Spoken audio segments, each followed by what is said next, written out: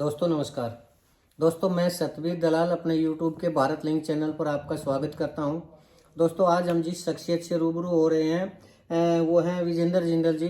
तो विजेंद्र जिंदल जी गुड़गांव की एक जानी मानी हस्ती हैं और इन्होंने अब तक आम आदमी पार्टी के लिए कार्य किया था, लेकिन पता नहीं किस वजह से आम आदमी पार्टी को छोड़ के ने और इन्होंने बीजेपी ज्वाइन किया। और इतना ही नहीं, विजेंद्र जिंदल जी एक उद्योगपति भी हैं, दिल्ली और गुड़गांव के काफ़ी बड़े उद्योगपति हैं और समाज सेवी इंसान और इसके साथ साथ अखिल भारतीय वैश्य महासम्मेलन के उपाध्यक्ष भी हैं। तो आइए सबसे पहले हम विजेंद्र जिंदल और पप्पी भाई का अपने चैनल पर स्वागत करते हैं।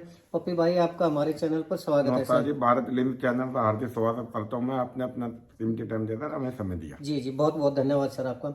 अच्छा पप्पी भाई, हम आपसे कुछ जानकारी चाहते हैं, कुछ सवाल पूछना चाहेंगे। आप आम आदमी पार्टी में थे, आम आदमी पार्टी में पहला सवाल तो हमारा ये है कि आम आदमी पार्टी में क्यों गए आप? हम आम आदमी पार्टी में अरविंद केजरीवाल जी की जो हमने आम जनता के प्रति नीतियों को समझते हुए भाई आम आदमी पार्टी मतलब आम जनता की पार्टी है। जी जी जी। तो इस वजह से उसमें रहे थे आम आदमी पार्टी में। तो आपको लगता था कि अरविंद केजरीवाल जी आम आदमी के लिए कार्य करेंगे?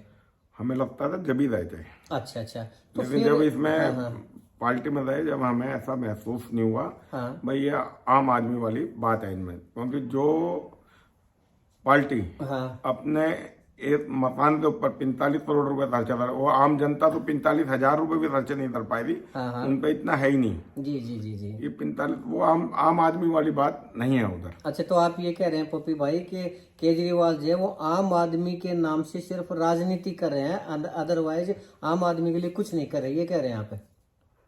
मेरा यही कहना है भाई आम जनता के लिए नहीं हो रहा। आम आदमी पार्टी वाली जो हमने ये सोचा था, ये आम जनता को उद्धार होगा। जी जी जी। उनकी नीतियों पे भाई ये आम जनता, आम का मतलब आम पार्टी का मतलब आम जनता की पार्टी। जी जी जी जी। लेकिन मान लो ये आम आदमी पार्टी होती है या मतलब बाद में जैसे इनका मनीष सिसोदिया जी अंदर है और ये मतलब कहीं ना कहीं तो भ्रष्टाचार हुआ जब भी अंदर है ना। जी जी जी जी। तो आप मानते हैं इस चीज को कि भ्रष्टाचार किया है उन्होंने, इसीलिए ईडी की उनकी जो उनके ऊपर रेड पड़ी और जो जेल गए तो उसकी वजह थी, इसीलिए जेल गए? भाई हमें ऐसा महसूस होता है अब। जी जी जी जी। बहुत बढ़िया। तो आपको बीजेपी में क्या दिखाई दिया? आप कांग्रेस में या इनेलो में या किसी और पार्टी में क्यों नहीं गए, बीजेपी में क्यों गए? आप मेरे से ये बात कर रहे हैं, आप ये बताइए मोदी जी के नेतृत्व में जी आज देश और विदेश में कितना नाम है। आप अपने आप देखो, बीजेपी की जो नीतियां हैं वो समझते हो हमने भाई ये अच्छा। अशोक तंवर जी के साथ में हमारा इस बारे में काफी डिस्कस हुआ भाई ये अपना जैसे ये आम आदमी पार्टी में जब हम पहले तो जब अंदर रहे हमें मालूम चला उनके बारे में भाई ये आम जनता में बोलने में कुछ है और हकीकत में कुछ है। तो उन्हें छोड़ दे जब बाद में हमने फिर अशोक तंवर जी के नेतृत्व में फिर हमने बीजेपी ज्वाइन करी। अच्छा, आप आम आदमी पार्टी में थे, वो भी अशोक जी के साथ थे, तंवर साहब के साथ थे? मैं तंवर जी के साथ शुरू से जुड़ा हुआ हूँ। हाँ। और अब जब उनसे डिस्कस की तो उन्हें भी लगा और आपको भी लगा भाई आम आदमी पार्टी वो ठीक नहीं आम आदमी के लिए, और बीजेपी आपको ठीक लगी? बीजेपी मेरे को क्या ठीक लगी? आप देखो ना हमारा देश इस समय कहाँ से कहाँ पहुंच लिया आपको ही मालूम है। जी, हम पत्रकार हैं सर, हम किसी एक पार्टी के बारे में तो नहीं कह सकते, लेकिन आप ठीक कह रहे हैं कि बीजेपी के राज में मतलब बीजेपी के राज में हम इतना मतलब तरक्की हो रहा है देश का पूरे कश्मीर में। जो अभी लाल चौक पे तभी हमारे तिरंगा झंडा भी नहीं लगा, आज उधर भगवान राम की मूर्ति लगी हुई है। अब देखो आपको तो मालूम होना चाहिए बात। आप बजाय मेरे से पूछ रहे हैं, आपको खुद तो मालूम होना चाहिए। पहले पत्थरबाजी भी हुआ करती, पत्थरबाजी भी रुक चुकी है। और धारा 370 खत्म करने के बाद तो कश्मीर का मतलब एक तरह से स्वरूप ही बदलने लग रहा है। जी, आपको मालूम है, मेरे से ज्यादा मालूम होना चाहिए आपको। अच्छा चलिए, बहुत अच्छी बात है।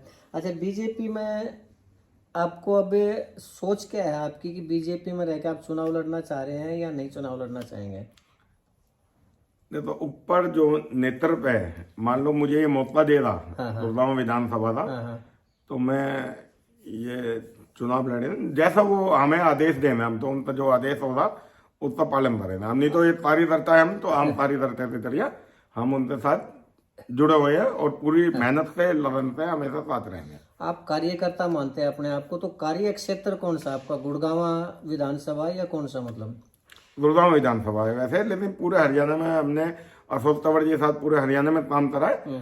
गुड़गांव में तो है ही अपना पूरा कार्य क्षेत्र रहना है, बाकी पूरे हरियाणा में जहां हमें अपना मौका मिलेगा वहीं हम जाकर पूरी जितना हमारे से होगा लगन से मेहनत से उतना पार्टी को समर्थित रहेंगे। लेकिन कुछ लोग ये कह रहे हैं कि हरियाणा के अंदर बीजेपी के राज में क्राइम बहुत ज्यादा बढ़ा है, बेरोजगारी बहुत ज्यादा बढ़ी है, तो इसके बारे में कुछ कहना चाहेंगे आप? ये आप विपक्ष की बात ना करिए हमारे से, विपक्ष का तो काम है ये। अच्छा, तो आपको लगता है कि हरियाणा में क्राइम नहीं है, हरियाणा के अंदर भ्रष्टाचार नहीं है, हरियाणा में सभी बच्चों के पास रोजगार है, तो ये कहना चाह रहे हैं आप?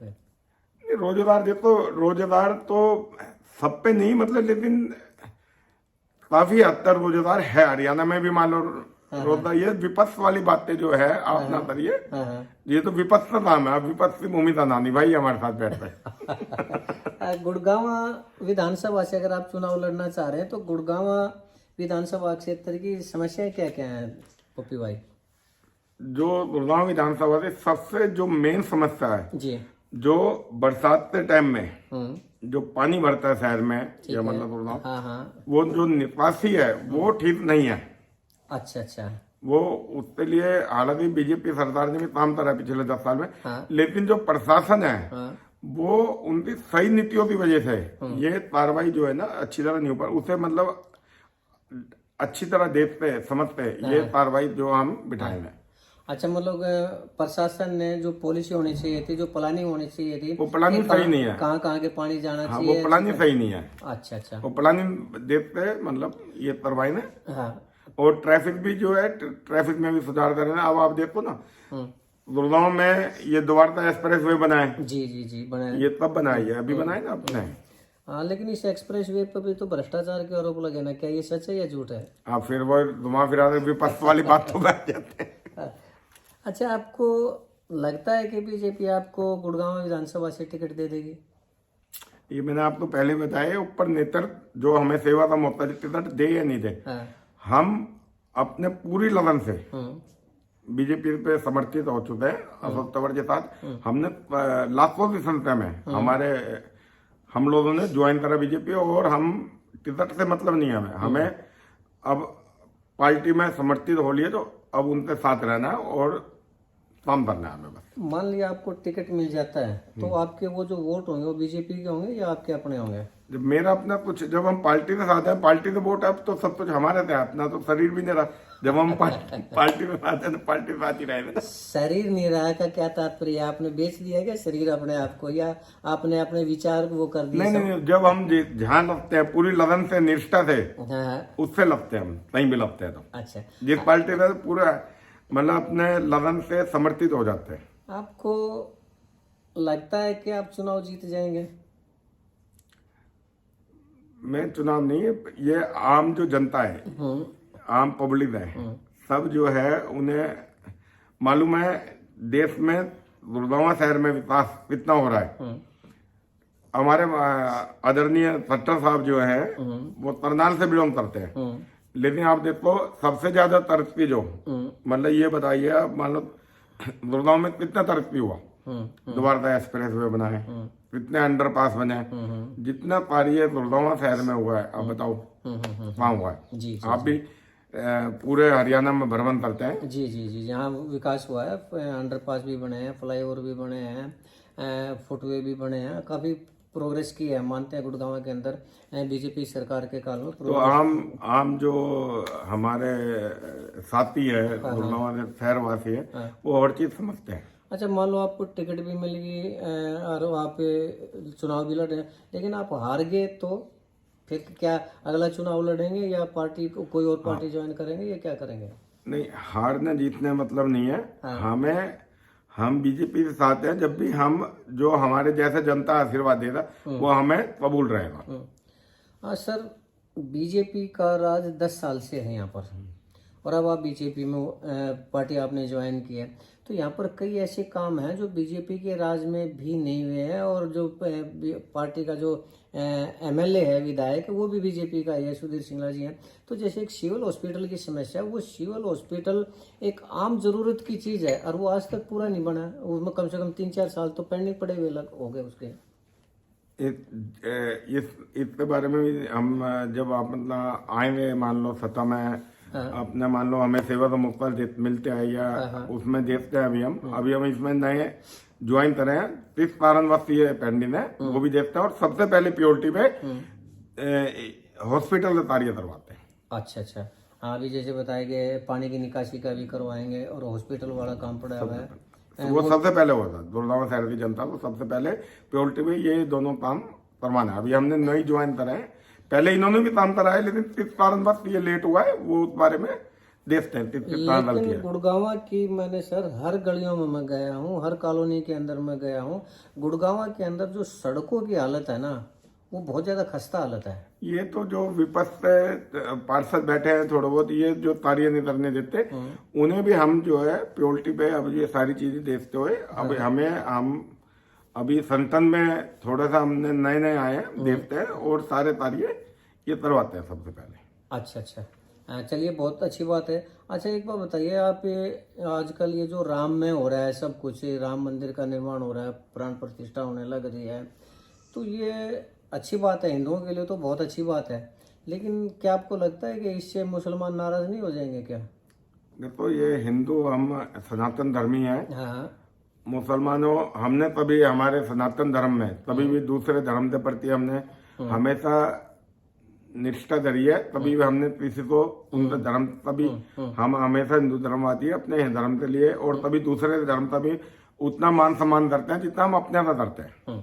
तो आपका कहने का मतलब ये है कि अगर आज हिंदू धर्म के अनुयायी या हिंदू धर्म में पैदा होने वाले इंसान अगर वो राम में है, तो इसका ये तात्पर्य नहीं है कि वो मुस्लिमों के खिलाफ है, वो बस हम अपने इष्ट की पूजा कर रहे हैं।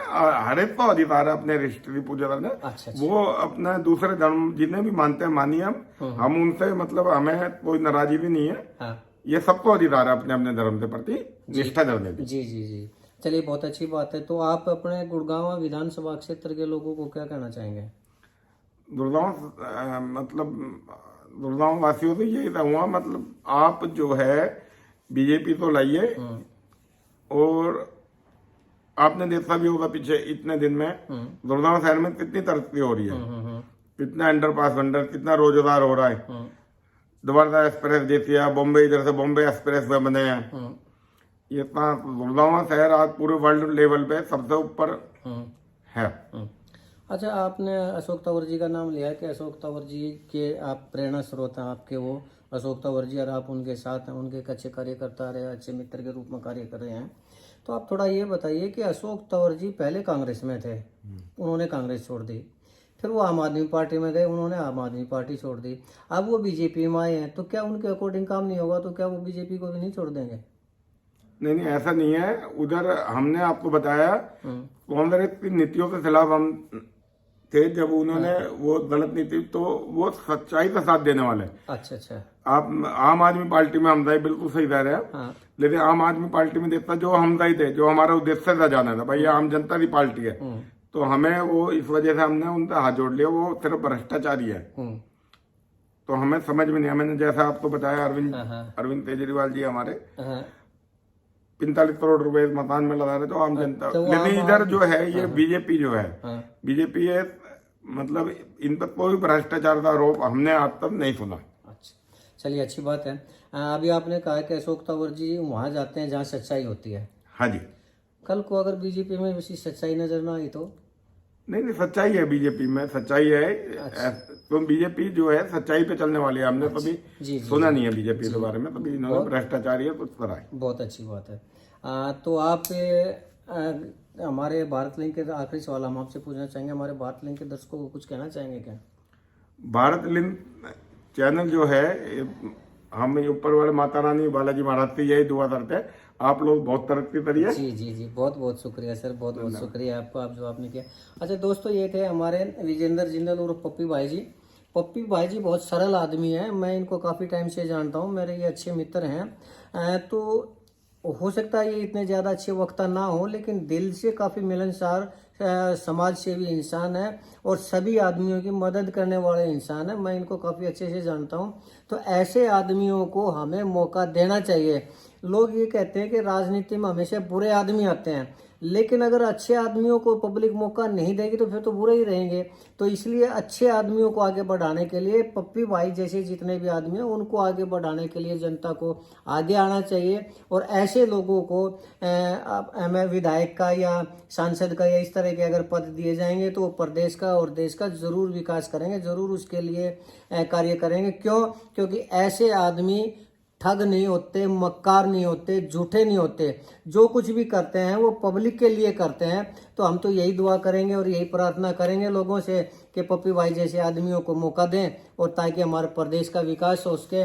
और इसके साथ ही हम पप्पी भाई ने हमारे लिए जो टाइम दिया हम उसका भी इनका धन्यवाद करते हैं। और दोस्तों आपने हमारा ये चैनल देखा, हमारा ये वीडियो देखा, इसके लिए हम आपका भी धन्यवाद करते हैं और आपसे प्रार्थना करते हैं कि अगर आपको हमारे ये प्रयास अच्छा लगा तो हमारे इस चैनल को लाइक करें, शेयर करें और दोस्तों निवेदन ये है कि सब्सक्राइब जरूर करें। इसके साथ ही आपका बहुत बहुत धन्यवाद और एक बार फिर से पप्पी भाई का भी बहुत बहुत धन्यवाद।